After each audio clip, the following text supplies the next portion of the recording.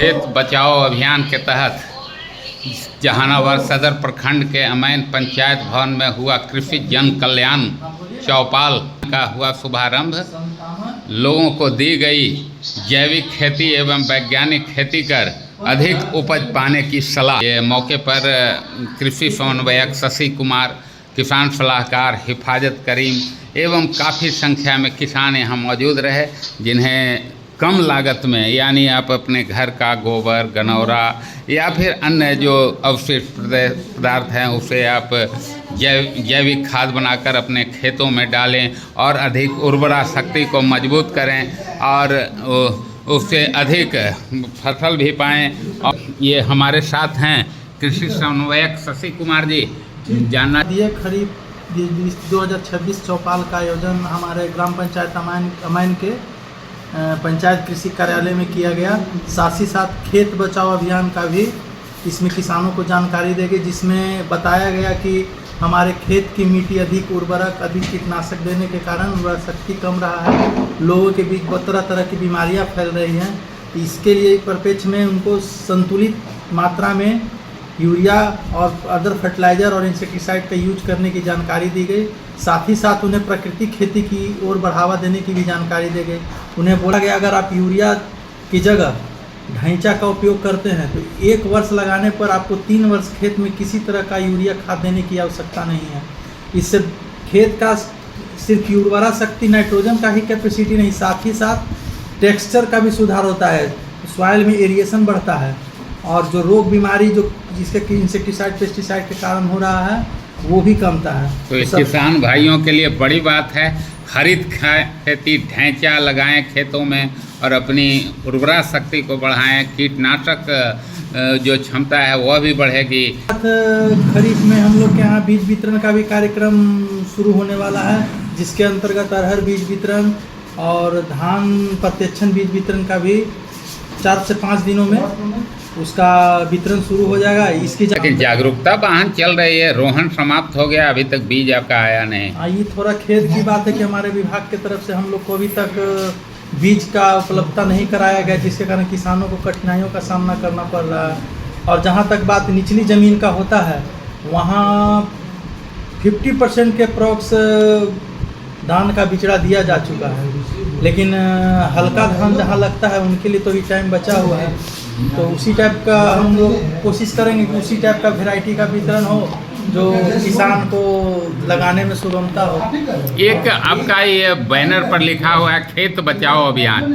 यह आपका इलाका काफ़ी बाढ़ग्रस्त होता है, पिछले इलाके अमैन, लरसा आदि कई, ये आपके जिला मुख्यालय में भी बाढ़ की बात, बाढ़ सुखाड़ पर राहत की बात होती है फाइलों में। क्या ज़मीन पर नहीं उतर रहा है? किसान लोग कर रहे हैं, कई जगह कटाव है वो नहीं ठीक हो रहा है, भराव नहीं हो रहा है, मरम्मती नहीं हो रही है, उसके लिए कृषि विभाग कोई योजना? मेरा तो इस बार नया यहाँ पोस्टिंग हुआ है, बाढ़ सुखाड़ के क्या स्थिति, इसकी विशेष जानकारी तो मेरे पास नहीं है। लेकिन जहाँ तक बाढ़ सुखाड़ का बात रही, इसमें सिर्फ मेरा ही विभाग का नहीं होता है कि हस्तक्षेप होता है। कृषि विभाग पत्राचार वगैरह, हाँ, हम लोग ये जानकारी देते हैं कि कितना फसल का नुकसान हुआ, क्या हुआ, लेकिन इसके पीछे आपदा प्रबंधन विभाग का काम है कि किस ढंग से यहाँ बाढ़ आया, सुखाड़ है, उसका आकलन करें। उसमें हम लोग सहायता करते हैं। किस अभी आप लोग जो तटबंधों की मरम्मती वगैरह पर पत्राचार वगैरह कोई किया गया है? नहीं, हम लोग की तरफ से वैसा कोई योजना नहीं है कि तटबंदी वगैरह कराने के लिए। पत्राचार संबंधी विभाग को, आपदा को, माइनर इरिगेशन, लघु सिंचाई, ऐसा तो कुछ गया नहीं। तकनीकी खेती, वैज्ञानिक जो आपका यंत्र, उसके लिए किसानों की क्या योजना है?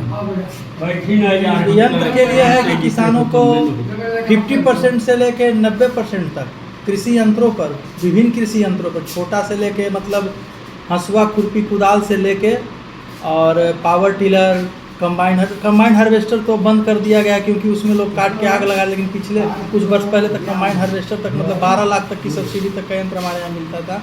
लेकिन इसका दुरुपयोग होने लगा कि लोग कंबाइन हार्वेस्टर से खेत को काटते हैं और खेत में आग लगा देते हैं, जिसके कारण खेत को बहुत क्षति पहुंच रही है। इसलिए सरकार ने उस पर बैन लगा दिया है। लेकिन बहुत सारे यंत्र हैं, पावर टिलर हुआ या फिर पावर थ्रेशर हुआ, रीपर हुआ, रीपर कंबाइंडर हुआ, ये सब पर 50%, मोटर हुआ, मोटर पर 50% सब्सिडी है। ट्रैक्टर पावर टिलर पर क्या? ट्रैक्टर बंद हो गई है। ट्रैक्टर भी लोग कॉमर्शियल यूज में ज़्यादा आ रहे थे, इस कारण बंद हो गए। लेकिन पहले हमारे विभाग से ट्रैक्टर पावर टिलर है, पावर टिलर योजना तो ये बड़ी बात है। हंसुआ खुरपी से लेकर कई यंत्र जो हैं वो आपको 50% से 80% पर अनुदान पर आपको मिल रहे हैं। किसान भाई इसका लाभ उठाएं। किसानों को खेती के बारे में विस्तार पूर्वक चर्चा की, खेतों को किस तरह से संधारित किया जाए, खेत को हम कैसे बचाएं, इस पर हमारे कोऑर्डिनेटर साहब बहुत अच्छे से विस्तार पूर्वक बताए। तो ये किसानों को बताया गया कि आप तकनीकी खेती करिए, जैविक खेती करिए और कम लागत में कम समय में अधिक उपज पाइए। मोटे अनाज पर बढ़ावा देने का इन्होंने प्रयास किया। मिलेट अनाज, हाँ, जैसे मड़ुआ, मकई, गेहूँ, ज्वार, बाजरा। अभी कुछ दिन पहले कॉर्नफ्लावर का भी खेती अमैन में किया गया था, जिसकी जागरूकता धीरे धीरे पंचायत में बढ़ रही है। आने वाला भविष्य में किसान बंधु से मेरे तरफ से भी आग्रह होगा कि अपने अपने खेतों में 10 कट्ठा 5 कट्ठा जितना जिसका जो भूमि है उस प्रकार बेबी कॉर्न, स्वीट कॉर्न का उत्पादन करें। तो मार्केट नहीं मिल पाती है क्या? कृषि विभाग इसकी मार्केटिंग की भी व्यवस्था करेगी? हाँ, पहले उच्च तकनीक जैसे बेबी कॉर्न का आपका हाल में लगाया गया, लेकिन मार्केटिंग नहीं उस किसानों को मिल पाती है। इस बार मेरे पंचायत के 2-3 किसान बेबी कॉर्न लगाए थे और उनको कुछ कम जानकारी के अभाव में या जो भी रहे, उन लोगों को पता ही नहीं था कि उसमें बीज आने के पहले ही उसका मार्केटिंग किया जाता है। तो विभाग को चाहिए कि ये कमी है हमारे विभाग की तरफ से कि योजना ला दिए, लेकिन उनके मार्केटिंग का तरीका हम लोग को भी इसके बारे में जानकारी नहीं दिया गया था कि इसका मार्केटिंग कहाँ किया जाए। लेकिन जो किसान लगा उनको हम लोगों ने बाद में उसकी मार्केटिंग के लिए नंबर अवेलेबल करवाया और कुछ लोगों ने उसका सेल भी करके इसका लाभ उठाया। तो किसान राम लड्डू शर्मा ने गेहूं के बीज का जर्मिनेशन ठीक नहीं होने तथा समय पर धान का बीज नहीं मिलने का मुद्दा उठाया। सबसे बड़ा जमीन समस्या है कि सरकार बीज देता है, किसान लाता है, लेकिन उसका उपज नहीं हो पाता है, नहीं जन्मता है। किसान को मार खा जाता है, मेहनत करता है लेकिन फसल उपज नहीं पाता है। किसान को इससे सरकार कोई किसी प्रकार के लाभान्वित नहीं देता है कि हमारे के यहाँ फसल नहीं हुआ, इसके अर्थी में कुछ दिया जाए। ये भी बड़ी बात किसान चौपाल में उठी है। जानकारी देंगे कि प्रिकॉशन ही बचाव, मतलब डिजीज होने से पहले अगर हम उसका प्रिकॉशन ले लें तो किसी भी बीमारी का इलाज है। तो उसका घर का बीज हो, मार्केट का बीज हो, ब्लॉक का बीज हो, हम कहते हैं सबसे पहले बीज का जर्मिनेशन टेस्ट जरूर कीजिए। बीजोपचार नहीं, जर्मिनेशन टेस्ट, बीजोपचार अलग चीज़ है। जर्मिनेशन टेस्ट का मतलब होता है कि घर का ही बीज लिए, हम बाहर का छोड़ दीजिए। घर में आप बिहन रखे हुए हैं, उसका 100 दाना काउंट करके लीजिए, एक जगह नहीं 3 जगह लीजिए। 100 दाना को फुला के उसको जैसे अकुराते हैं ना, उसको पोटली में बांध के अकुराइए और 100 में से तीनों में से गिनिए। अगर 240 दाना यानी कि 80% से नीचे जर्मिनेशन हो तो उस बीज को अनाज के रूप में खा जाइए, उसको खेत में ले जाने की आवश्यकता नहीं है।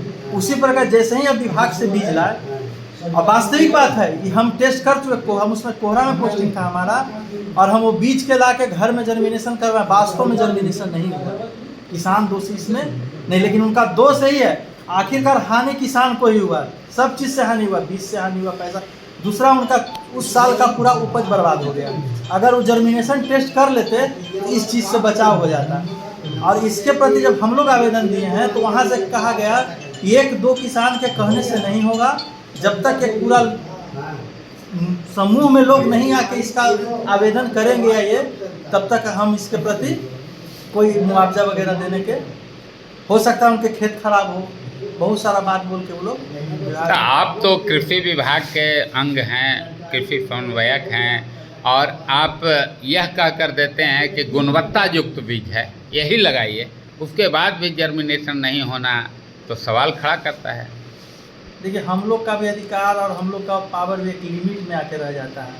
हम लोग, आप ऐसा नहीं, हम उस किसान की पूरी जानकारी विभाग को जाके दिए हैं, लेकिन हम लोग को यही कह के कहा कि जब तक एक समूह नहीं हमको इसकी सूचना देगा, मतलब समूह में चाहे एक का दुक्का किसान के बोलने से कुछ वैसा नहीं होने जा रहा। अच्छा, कुछ लॉट सही था, जो शुरुआत का लॉट बटा उसका बहुत अच्छा जर्मिनेशन, बहुत अच्छा पैदावार हुआ। और बाधी वाला में कुछ कंप्लेन इस ढंग का आया पीछे जो गया भी, इसी कारण कि कुछ का हुआ कुछ का नहीं हुआ। तो आगे तो किसान चौपाल में कृषि समन्वयक, किसान सलाहकार, किसानों की बात सुनी गई, समस्या समाधान के भी उपाय बताए गए। खबरों से अपडेट रहने के लिए चैनल को सब्सक्राइब एवं वीडियो को लाइक व शेयर भी करें।